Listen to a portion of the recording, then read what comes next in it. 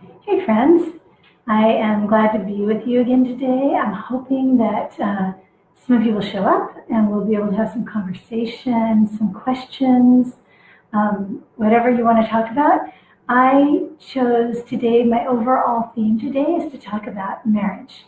And I have a number of different thoughts that I want to talk about, but I want us to sort of settle in and see who else can show up, and then I'll kind of get rolling on that. My foster daughter had her wisdom teeth out yesterday, so if you follow me on Instagram, you know that that's been pretty much what I've been doing the last more than 24 hours, and she is doing great. Kind of amazing, really. So that's been really, really good.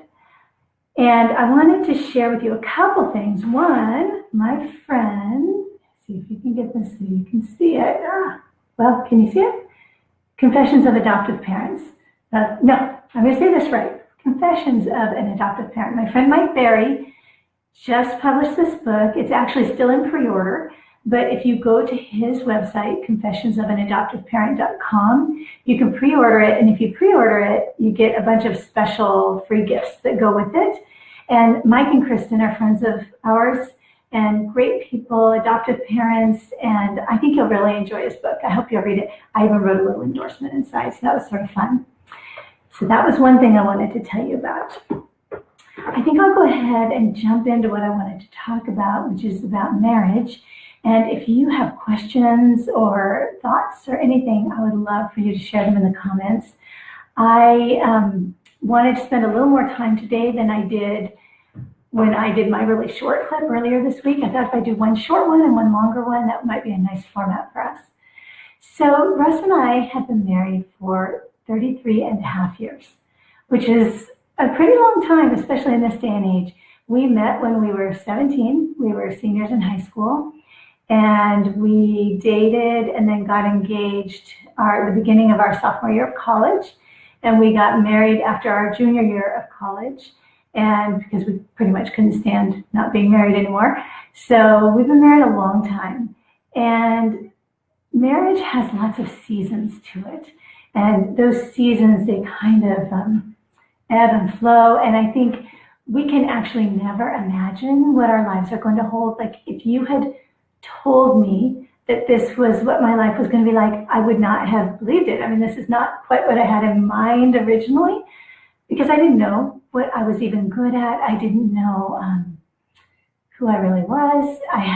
There was so much life experience I hadn't had yet. So I think being married has been a great, great, great gift to me. I always say that marrying Russ was the second best decision I ever made.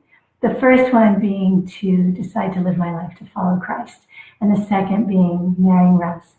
And I'm thankful we married young. Actually, I sort of feel like we almost grew up together. We came together when we were so young and have journeyed through so many things. So I'm glad for that. I think sometimes we think if our marriage feels hard, that maybe we're in the wrong relationship. We shouldn't have married this person. We made a mistake. And for a lot of us, especially if we're Christians and we really value marriage, we might feel like we're stuck. And that's kind of a terrible place to be. I think marriage is not necessarily intended to be easy, because the people we love the most are the people that help us develop and grow. And sometimes that means there's some conflict that happens because we are different. I mean, Russ and I are tremendously different people. He's more of an introvert, I'm more of an extrovert. He's very analytical and scientific. I mean, he's an engineering professor. I'm a writer. He's all about numbers. I'm all about words. I mean, we are very, very different. But I think God uses those differences to round us out and help us become more whole. So I don't think it's necessarily meant to be easy. And Russ's strengths really help counter where I may be weaker. One thing that's kind of funny with us is, I'm kind of an idealist. I'm always like, oh, it's all going to work out. I'm sure we can make this happen. And Russ is more of a serious realist. And that can really cause some challenges for us at times. I tell people that I am a kite up in the sky flying about, and Russ is on the ground holding my string, keeping me grounded, keeping me from making probably unwise decisions, and I appreciate that about him. He's a very, very solid person. So I wrote a post 2 years ago called Can a Really Good Marriage Have a Really Hard Year? I think was the title. And at that time, we had just celebrated our 32nd wedding anniversary, and we had come through a really, really hard year for a lot of reasons. And for those of you who follow me and know me, we had been in the midst of some very, very hard parenting kids from hard places for a long time. And then we were in a terrible car accident and we lost one of our daughters. And going through that grief process, both together and then kind of separately also, it really impacted us. And I would not say that we're not out of that yet. We are still very, very much processing and working through that. And really even still grieving at 3 years. It was very, very traumatic. And I think that it just takes time. But, we can have a hard year. We can even have hard several years. Like I read that and thought, are we in an easier place? Was this an easier year? Is this an easier year? I don't know yet. I'm not sure. But what I do know is that we have hard seasons, we have easy seasons. And what holds us together, there are a few things that hold us together. One is truly that we believe in marriage. We believe in the covenant that we made to each other. We stood together when we were 20 years old, and we said that we were going to love each other and be faithful to each other. And by God's grace, we have been able to do that. So that helps us. We hold on to that. We hold on to that covenant. I also think it helps me a lot to work on my mind and how I'm thinking about things. Like, I think when we're in a hard season, it's really easy to start thinking very negatively about our husband. And I think negative thoughts affect our feelings, affect our responses, and we just become truly more and more negative and more distant. And so I think we can actually use our thoughts to help change our feelings. Like we can use our brains to help impact our hearts. And so a few things that I've learned, one I want to share with you. Actually, several I want to share with you. But first of all, I read in the book Cherish by Gary Thomas. Russ and I read it last summer. He was traveling in Kenya, so he listened to it and I read it, and then we talked about it. He just mentions in passing that one of the women he interviewed, one of the couples he interviewed for this book, the woman had been keeping a journal where each day she wrote down something that she was thankful for about her husband.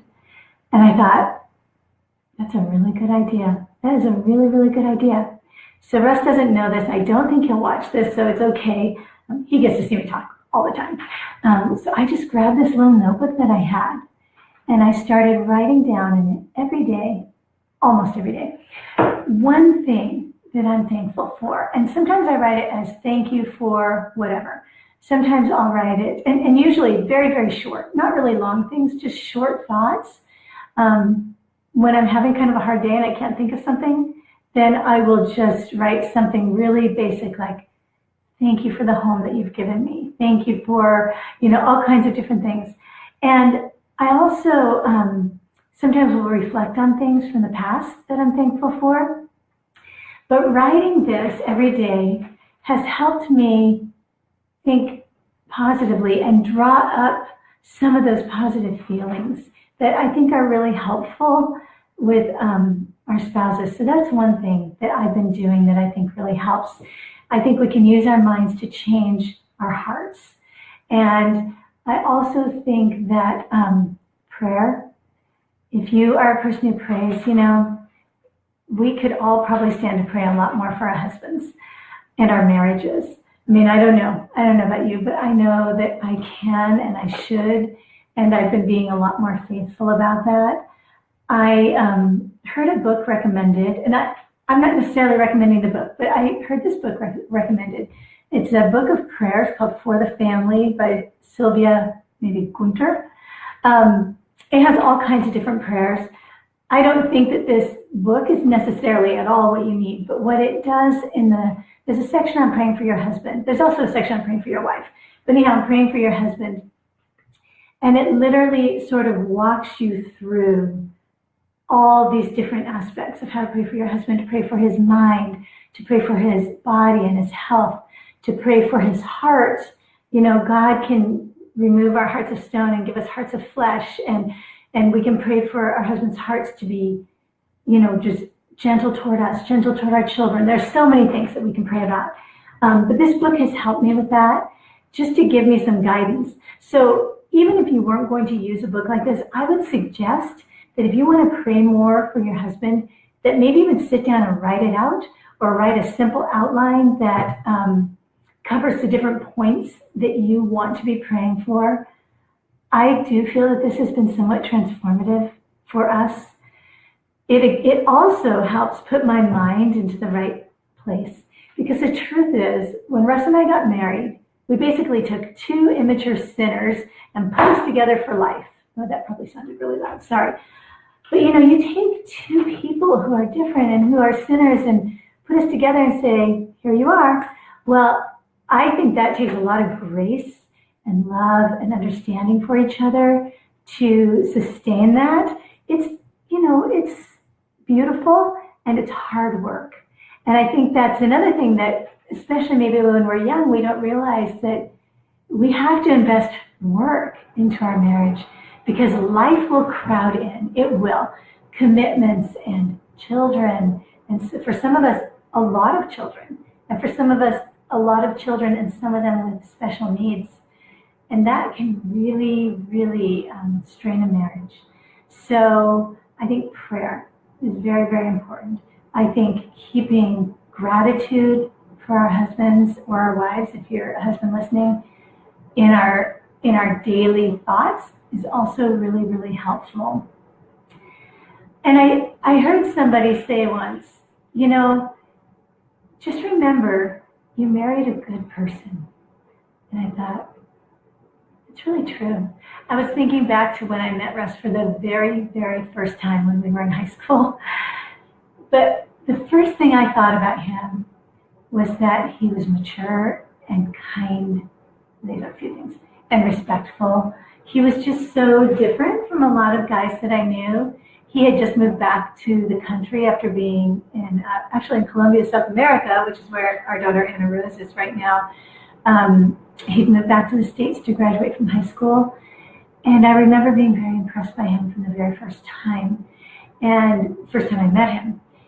So sometimes it helps me to reflect back on those feelings and thoughts and what I thought of him in the very beginning, because, you know, he is still the same person, just much more mature, and he's experienced a lot more. We both have in this time.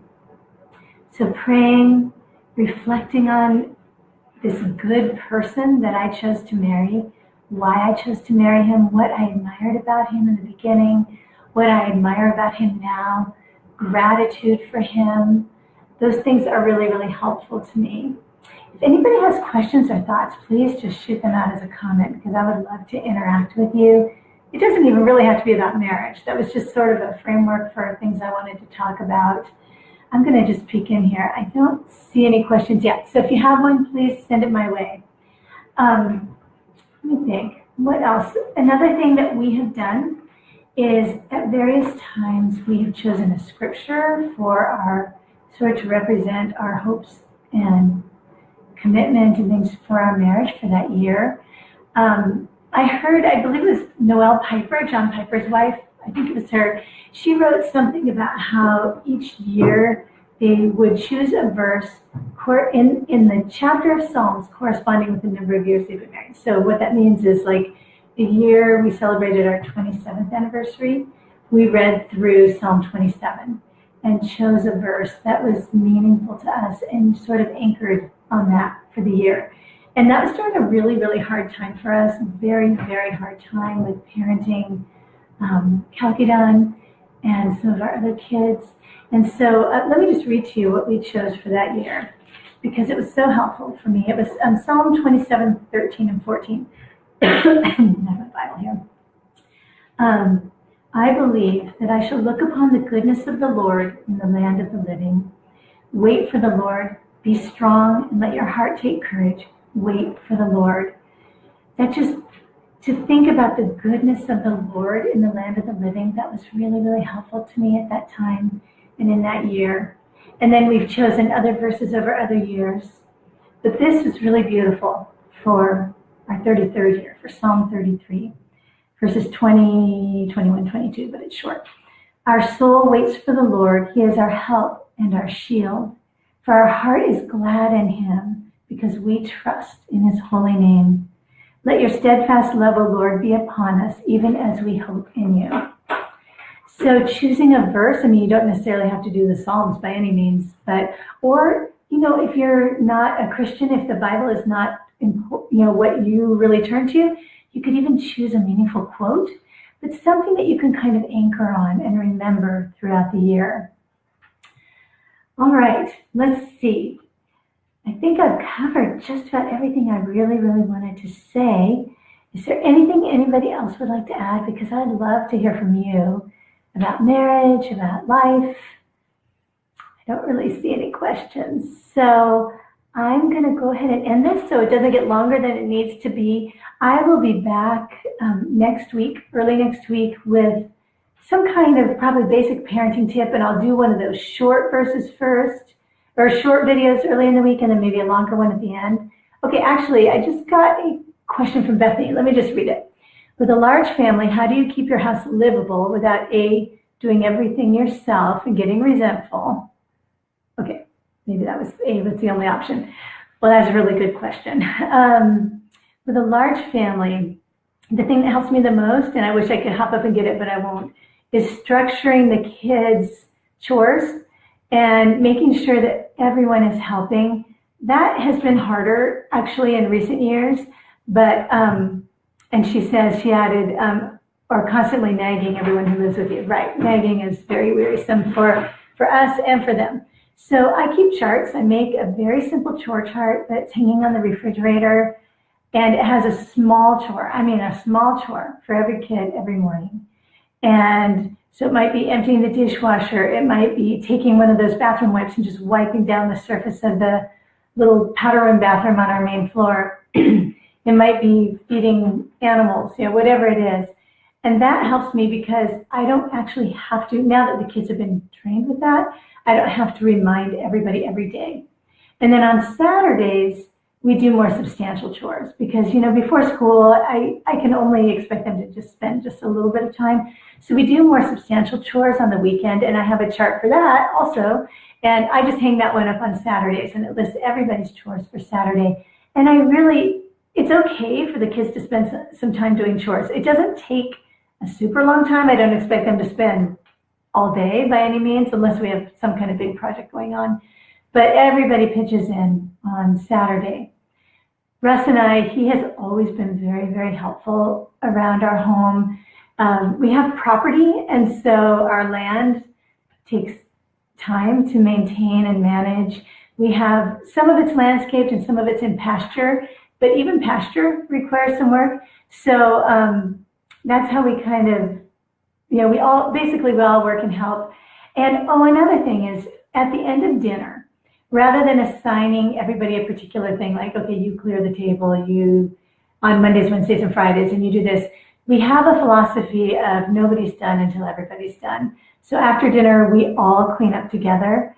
And, I'll excuse kids as I need to because they have too much homework or whatever it is. But for the most part, we just stick together cleaning up dinner because nobody wants to be spending a long time doing that alone. And if I have cooked, I really don't want to spend any time, a long time. I usually do a little, but I try not to be the one doing all the cleanup after I've done all of the prep and cooking too. So did that answer your question, Bethany? I don't know, let's see. She says, nobody's done till everybody's done. I love it. Yeah, I learned that from someone else. But I thought it was such a great idea because really, we don't have to fragment up every little chore. I mean, there are natural times when we're all together and everybody can help. Another time that happens is, my battery is running low, you guys. That is a little worrisome. I may wrap this up quickly. Another time is like when the person who's doing the grocery shopping comes home and there's lots of groceries to put away. I mean, that's a lot of work for someone. So that's another time we just expect everybody to chip in and help out. So, yay, Mary says we do the same thing for a dinner cleanup and it works great. Okay, you know what? I'm trying to decide if I should run and get a power cord and plug in if we want to continue talking or if we should go ahead and wrap up. Let's see, does anybody have anything more that they want to ask or talk about today, or are we kind of wrapped up for the day? All right. Well, I'm going to close us. This is 20 minutes. That's a long time. I'd love feedback. I'm really wanting to learn how to do this more, do it better. I enjoy all of you. Oh, here's another question coming from Bethany. You know what I'm going to do? I'm going to grab my power cord. If we lose each other, I'm so sorry.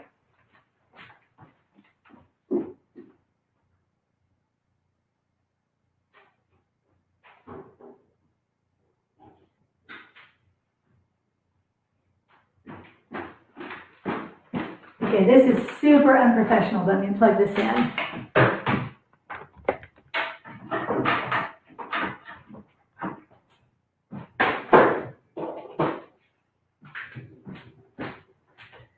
Okay, when I said I was going to do these live videos and you were going to get me exactly as I really am, well, here I am. I forgot to plug in the power cord for my computer. Sorry about that. Okay, let me see what Bethany just asked. She says, well, we have your ear. I'd love a Bible study. Ooh, I don't think I'm a great Bible study teacher. That's an interesting thought. You know, I do think being in the Word is really, really important. 2 years ago, I decided to read through the Bible in a year, and I used the app, She Reads Truth. That was really, really helpful for me. It was a good daily discipline because you really could not afford to get behind. If you got too far behind, it was a lot of work to catch up. So that helped me. I did that for a good solid year, and then for the full year. And then I used some of their other tools on their apps to continue to read other books. And then I decided I wanted to dig a little deeper. So more recently, I've been reading more in depth, just one book at a time. And I've been reading each book that I'm doing, I've been reading for 20 times to really get into it and get really, really familiar with it. So that's what I'm doing right now. But I think Bible study is awesome. I see Bethany says she's doing that. You're using She Reads Truth. I think that's what you're saying. Or doing the Bible in a year. Either way, it's great. The thing about the Bible in a year is, wow, you just can't pause. It's wonderful. I think it's a great thing to do, but there's no time to pause. You just have to keep on going, keep on going. So it's been nice to slow down a little bit, but I'm still really glad that I've done it in the past and that I did it a couple of years ago. So I think that's about all I have to say. I know I've been saying that, but I hope you guys are enjoying the live videos. I really enjoy doing them. Today was different from earlier in the week where I was sharing the tip about offering kids choices. I love doing that too. So I'll try to do a good mix of those. And I have a whole list of topics that people have emailed to me that they would like to hear me talk about. So I'm looking forward to doing more of that. Have a great Friday evening and a wonderful weekend. Encourage one another. I think of you. I pray for you. We are in this together, parenting our kids, loving our husbands if we're married, loving Jesus if we're Christians.